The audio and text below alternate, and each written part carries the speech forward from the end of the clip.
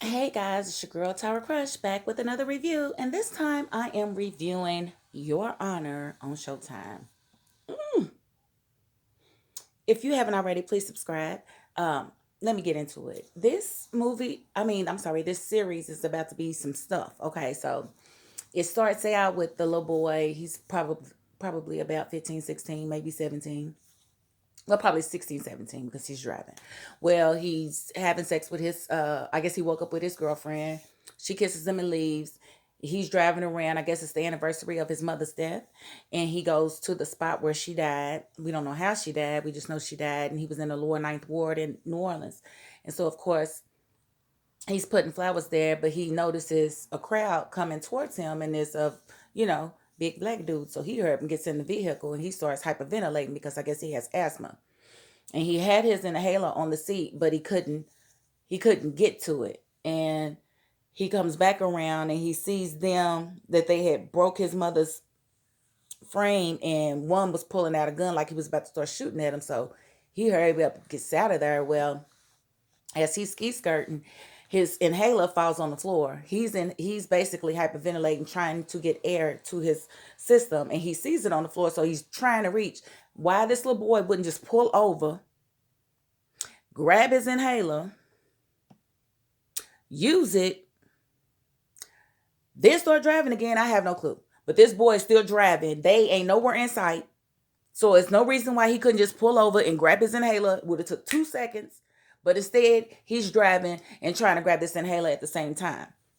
Mind you, on the other side of town, it's a family and they look like they are well to do in one of those mansions. And the father basically says, "What's this on my lawn?" And they all go outside and they realize this is some antique bike or whatnot. And so he shows the son how, and the son rides, is taking a ride on the bike. As you can imagine, there is a collision. And this little boy basically hit another little boy and busted his head wide open. He was just a mess.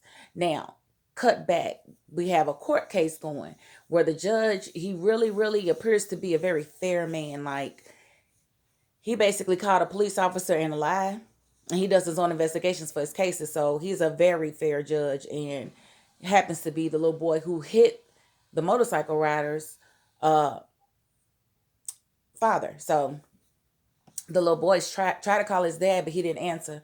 He still can't breathe. He gets out of the car, does not grab the inhaler,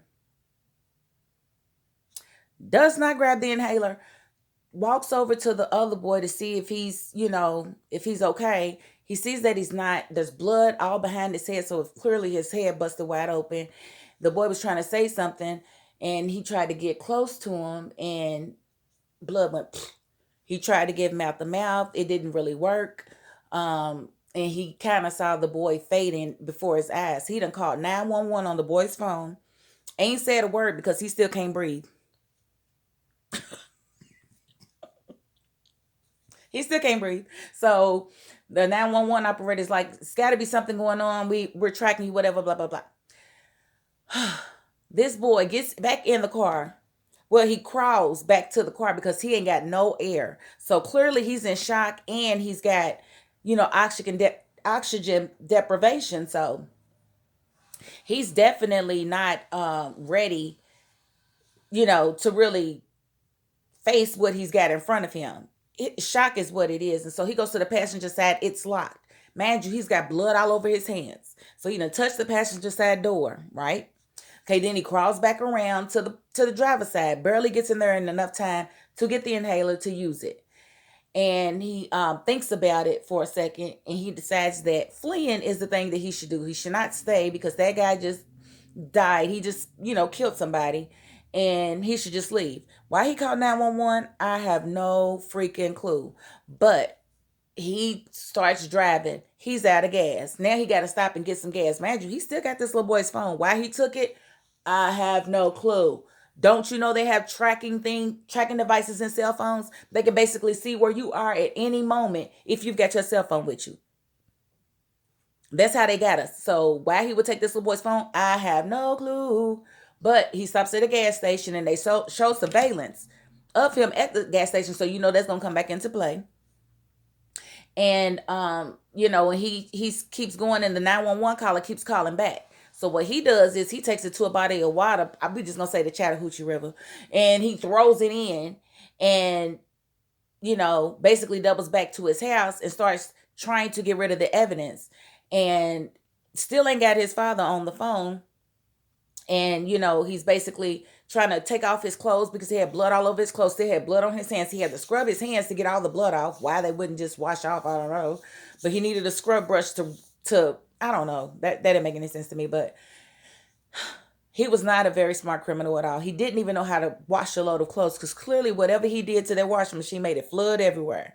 Well, he took what he thought he could throw away outside in his own trash can and threw it away. And his dad was pulling up. Mind you, the dad had just came from court.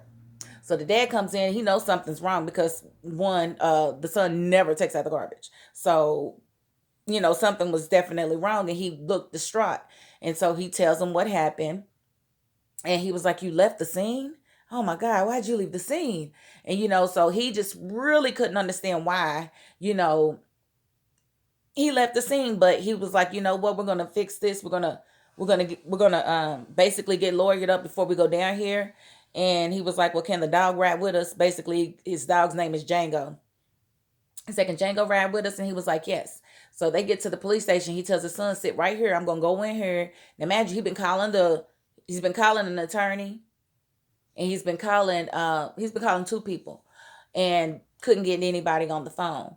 Well, he goes into the police station to basically let them know what happened, but he sees a man and a woman in the hallway, and the woman is just distraught. Clearly she just got some bad news, and it was clearly her child that you know was murdered. And what he notices is that that's the crime family, that's the mafia. So basically his son done took out a mafia kid and left him for dead. Didn't stay with the kid. You know, he probably could have got away with it. Now he probably still would have died just because he killed, you know, a mafia person's kid. But he wouldn't be facing legal action. I mean, he didn't do anything that was illegal. We don't know if the kid came in his lane or he went in the kid's lane. Regardless, it was dumb of him to have left. It was dumb of him to take the phone with him. It was dumb of him to keep the phone turned on. Like, oh my God. But then I think if they done it the way you wanted them to do it, Tara, then we wouldn't have a show now, would we? And so the father realizes what's happened. He goes back to the car. He tells the kid, "Get back in the car." He was like, "I thought you said we had to come." He said, "No, we leaving." And he tells him who he killed. He's like, "You killed Big Worm's son." I don't know about his son. And he was like, "Do you know what that means?" So basically, he's going to try to help his son cover it up. But I'm going to tell you why he's going to get caught. First of all, they got him, you know, the 911 caller called him while he was at the gas station. He took the phone out of his pocket, put it on top of the gas pump, and pumped his gas and then left. They got that on camera. So they can track where the cell phone is and know that he was at that gas station. He then drove to the river and threw the cell phone in the water. So they know that where it went, where the tracking stopped. They know it stopped with him going to the river. And then he doubles back. Mind you, when he was crawling to the vehicle, he touched the left door and the right door. So the father only cleaned off the steering wheel, the gear shift, and the door handle and what he could see. He didn't think to go on the other side and clean the blood off of that one, because mind you, he had blood all over his hands. Dumb criminal, like, oh my God. And so I think that's what's gonna get him caught. The boy's blood's gonna be on the passenger side door handle. Um, he left his fucking inhaler at the scene, and one of the mafia boss's guards found it. And I don't know if they're gonna turn it into the police, and I don't know how the police missed that. It's a whole crime scene. Y'all had yellow tape clearly. So how did you miss this whole inhaler down by where the tire streaks stop? It just don't make no fuck. It just don't make no sense. It makes no sense at all. See, I call myself, I almost said the F-bomb. But yes, I really like this series. I will be caught up by the end of the day. So I'm going to be uploading like a mug. So hopefully, if you haven't already checked it out, please check out Your Honor so that you can enjoy these reviews and give me your opinions on them, because I really want to talk about this, okay? All right. And that is my $5.02. Peace.